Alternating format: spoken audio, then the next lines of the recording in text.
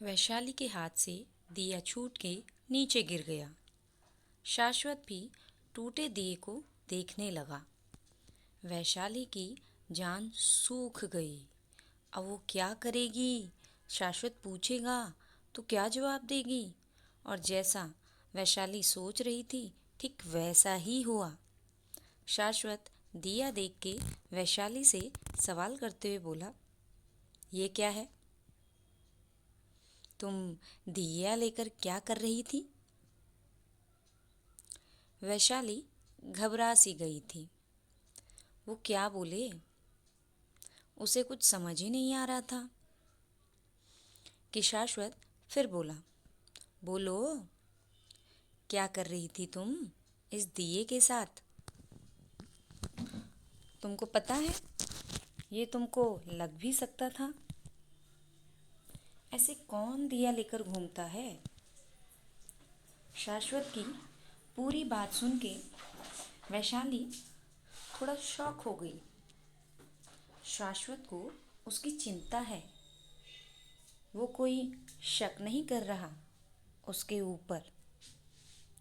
शाश्वत की बातों से वैशाली को आइडिया आया और वो आराम से बोली, सर, मुझे मंदिर जाना था, इसलिए आपसे थोड़ा जल्दी जाने का पूछने आई थी।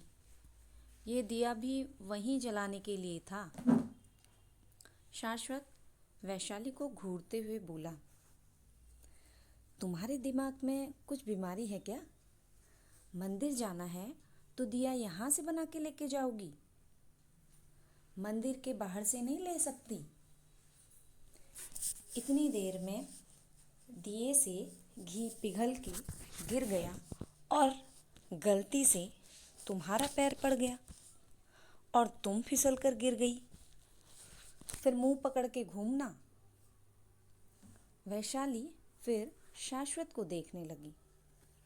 शाश्वत की हर डांट में उसकी चिंता थी, जो वैशाली को अच्छा लग रहा था। उसकी कभी किसी ने चिंता की ही नहीं, कि की भी हो तो उसको ठीक से याद ही नहीं है। वैशाली शाश्वत को देख रही थी तो शाश्वत गुस्सा करते हुए बोला, अब मुझे क्या देख रही हो? अपने दिमाग का थोड़ा तो यूज करना सीखो।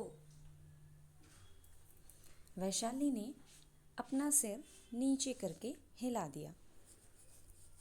शाश्वत फिर बोला, ये लो, पानी पी लो, फिर चली जाओ मंदिर। वैशाली फिर मना करते हुए बोली, सर, मैं जब तक मंदिर में दिया नहीं जला लेती पानी नहीं पी सकती। शाश्वत को चिढ़ होने लगी। ये कैसे रूल हैं? अपने आप को शारीरिक कष्ट देकर क्या भगवान खुश होते होंगे? कभी नहीं। शाश्वत फिर गुस्सा करते हुए बोला, तुम अपने नियम बदल दो, वरना किसी दिन अपने ये बेकार के नियमों के वजह से हॉस्पिटल के बेड पर लेटी हुई होगी।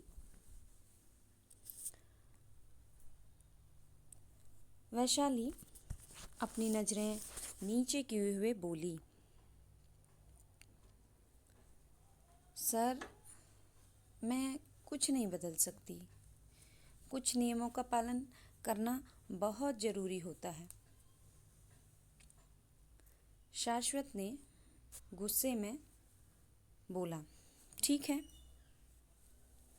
फिर इस कैबिन से बाहर करो जाके। जो नियम करने हो, और दोबारा जिस दिन तुम्हारा व्रत हो फैक्ट्री आने की कोई ज़रूरत नहीं है। वैशाली की आंखें भर आई।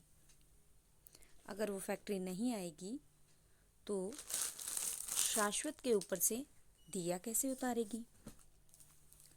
लेकिन वो अब कुछ कर भी तो नहीं सकती। ज़्यादा कुछ बोलना भी शक के दायरे में ले जाएगा। वैशाली फिर कुछ नहीं बोली और सीधा कैबिन से बाहर आ गई। उसको अभी कुछ समझ नहीं आ रहा था। शाश्वत के सामने रहती तो बात और बिगड़ जाती, इसलिए उसको बाहर जाना सही लगा। वैशाली ने अपना बैग लिया और फैक्ट्री से बाहर आई और पैदल ही बस स्टॉप तक जाने लगी कि अचानक से उसके बगल में शाश्वत की गाड़ी रुकी। वैशाली रुक गई और शाश्वत को देखने लगी। शाश्वत ने भी ग्लास नीचे करके कहा, अंदर बैठो। वैशाली रोड पर कोई भी नाटक नहीं करना चाहती थी, इसलिए चुपचाप बैठ गई। शाश्वत ने गाड़ी आगे बढ़ा दी।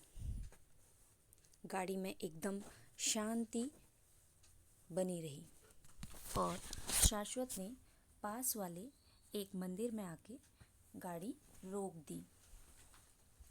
वैशाली हैरान हो गई। वो शाश्वत की गाड़ी में बैठ जरूर गई थी, लेकिन उसके दिमाग में बहुत कुछ चल रहा था। उसकी आंखों में अभी तक आंसू थे, लेकिन वैशाली आंसू छुपाने में माहिर थी।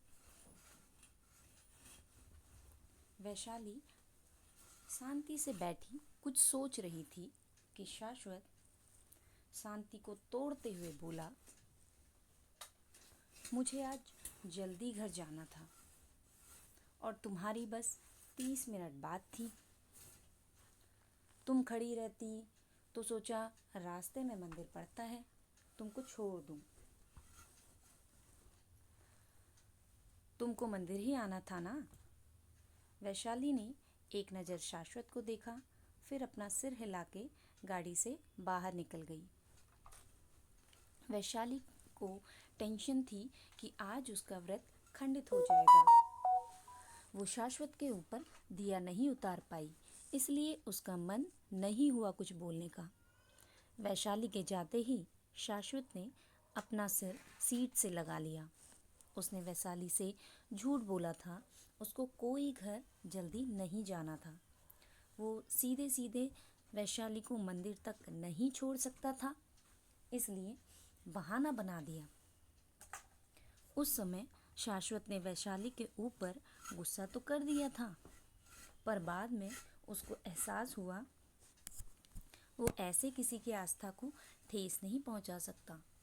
वो भी भगवान पर विश्वास रखता है, पर वैशाली जैसे नियम हैं जो वैशाली ने बना रखे, वो उसके खिलाफ था।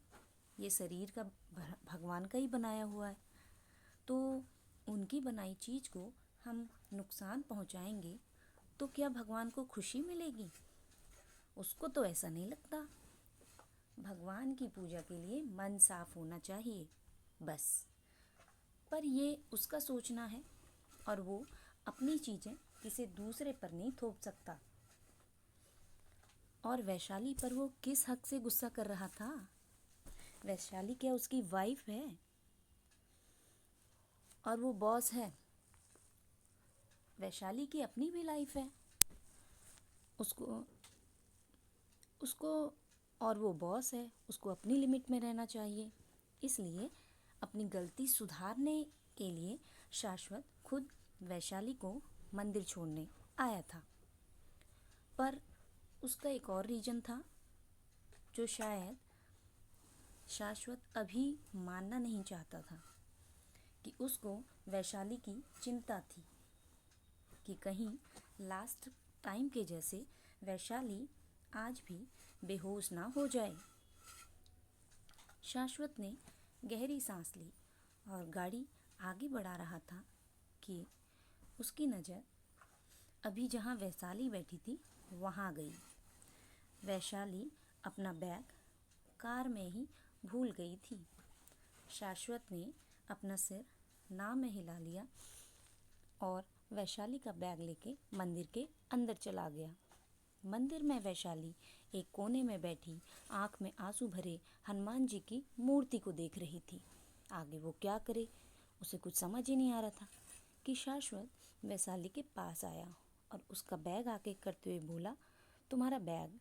वैशाली जल्दी से अपने आंसू पी गई। वैशाली शाश्वत को देखने लगी तो शाश्वत ने एक दिया उसके आगे किया, कहा, दिया मेरी वजह से टूटा था ना, उसी का भुगतान। शाश्वत ने वैशाली का हाथ पकड़ा और दिया रख दिया और वहीं घुटने के बल बैठे हुए भगवान के सामने माथा टेकने लगा। वैशाली के सामने शाश्वत और हाथ में दिया था। उसके दिमाग ने तुरंत काम करना शुरू कर दिया। जितनी देर में शाश्वत ने माथा टेका, वैशाली ने जल्दी से उसके ऊपर से दिया उतार लिया। अब वैशाली के दिल को शांति मिल गई थी और वो मन ही मन भगवान को धन्यवाद बोल रही थी। शाश्वत माथा टेक के उठा तो वैशाली के फेस पर मुस्कान थी। शाश्वत ने अपनी आंखें छोटी कर ली और बोला, मुस्कुरा क्या रही हो, अब नहीं जलाना तुमको दिया। वैशाली ने खुश मन से सिर हिलाया और उठ करके दिया जलाने चली गई। शाश्वत भी अपना सिर नाम में हिलाते हुए उठा। अजीब ही लड़की है, कब उदास हो जाए कब खुश हो जाए, समझना मुश्किल है। शाश्वत खुद से ही बात करते हुए बाहर आया तो एक छोटी सी बच्ची ने उसका हाथ पकड़ लिया और बोली, भैया कुछ पैसे दे दो। शाश्वत उस लड़की के सामने बैठ गया और बोला, पैसे तो नहीं दूंगा, तुमको जो चाहिए वो बता दो, वो ज़रूर दे दूंगा। वो बच्ची उदास मन से बोली, भैया पैसे ही चाहिए, दे सकते हो तो दे दो, वरना भगवान तुम्हारा भला करे। शाश्वत, अच्छा तुमको पैसे ही क्यों चाहिए, बताओ क्या खाओगी, मैं खिला देता हूँ। बच्ची बोली, भैया खाने को तो यहाँ निकलते लोग दे देते हैं, लेकिन पैसे के नाम पर 1 रुपया 2 रुपया देते हैं। आज के समय में उसमें क्या आता है। शाश्वत, बात तो सही है, लेकिन पैसों का करोगी क्या। वो बच्ची बोली, भैया पैसों से गर्म दूध खरीदूंगी। झोपड़ी में मेरी 6 महीने की बहन है, माँ भीख मांगते हुए गाड़ी के नीचे आके मर गई। पापा को कोई मतलब नहीं है, मैं तो कुछ भी खा के पेट भर लूँगी, लेकिन वो तो बस दूध ही पी सकती है। दूध तो बस 2 दिन कोई भीख में दे देगा, उसके बाद पैसे मांगेगा। आप भी मुझे ज़्यादा से ज़्यादा आज या कल के लिए दूध दिला दोगे, उसके बाद तो मुझे पैसे ही चाहिए अपनी बहन को दूध पिलाने के लिए, ताकि मैं उन पैसों को जमा कर सकूं और अपनी बहन को रोज़ दूध पिला सकूं। शाश्वत कुछ सोच के बोला, ठीक है, अगर मैं तुम्हारी बहन के लिए ज़िंदगी भर के लिए दूध पढ़ाई का प्रबंध कर दूं, तो क्या तुम मेरे साथ चलोगी। वो लड़की 2 कदम पीछे हो गई और बोली, नहीं मुझे नहीं चाहिए। आप भी रैकेट चलाने वाले लोगों में से हो ना, पहले हमको ले जाओगे फिर बेच दोगे, नहीं तो किसी गलत काम में लगा दोगे, फिर पुलिस हमको पकड़ के ले जाएगी। शाश्वत, ऐसा कुछ नहीं होगा, मेरे ऊपर विश्वास करो। वो बच्ची थोड़ी देर सोचती रही, फिर बोली, ठीक है, मेरी बहन को खाना तो मिलेगा ना। शाश्वत, हाँ, और साथ में तुमको भी मिलेगा। उस लड़की ने शाश्वत के साथ जाने के लिए हाँ कर दी। वैशाली थोड़ी दूरी पर खड़ी सब कुछ देख रही थी।